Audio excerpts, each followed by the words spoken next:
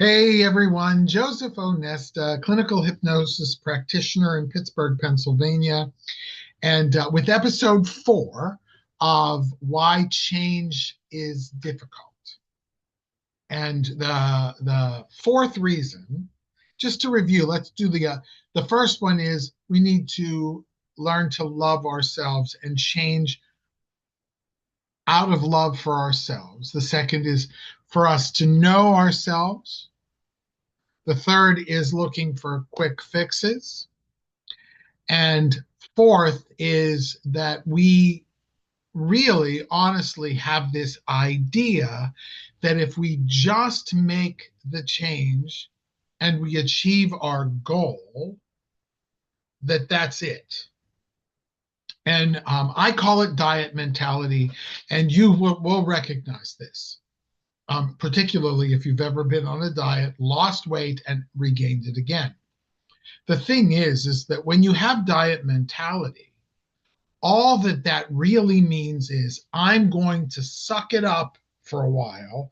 I'm going to suffer for a while until I achieve my goal. I will go through hell and back to get my goal. And once I get that goal, I can do whatever the hell I want. Now, it's not true. And so when you diet and you lose weight, first of all, and we could talk about this if we talk in person, but really, and there are other videos on this, but that's the wrong way of going about it. Starving yourself, eat less, exercise more. In terms of dieting, that's the wrong way to go. And you don't have to believe me in this video or in any other. You don't have to listen. But it's the wrong way to go because it doesn't. It seems to work. And then, it's the idea that I only have to do this for a little while. And if I do this for a little while, if I really suffer enough for this change, then something is going to happen and I'm going to be okay. And what we don't realize is that it takes a little bit different. I don't even want to say more. It's different. When there's a change that you want to make, whatever it is, there are practical things that have to change permanently.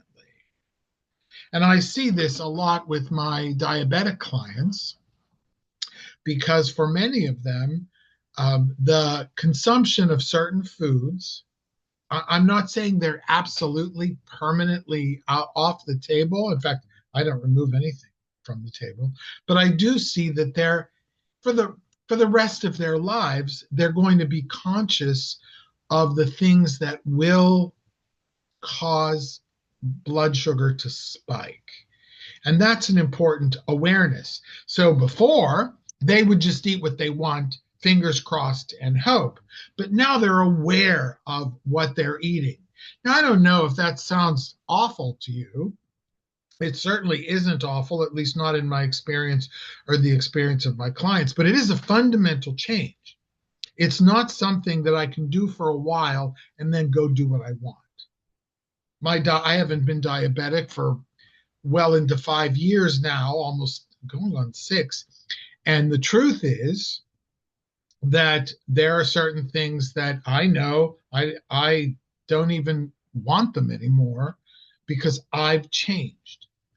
So this idea of changing temporarily to achieve a goal, sucking it up, going to the gym and working, your tail off until, and then not doing it again because there's always a reason to not go. And, very few people actually get sort of addicted to going to the gym. Very few. That's how they make money.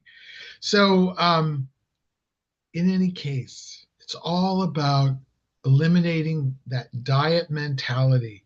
I'm sorry, in order for me to have permanent change, to have permanent results, I must change certain things fundamentally.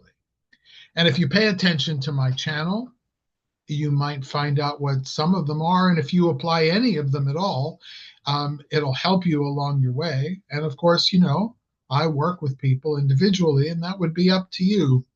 Um, the one thing you can do in order to help people like yourself is to click the like and subscribe. I'm supposed to ask for that, and it does help get the word out.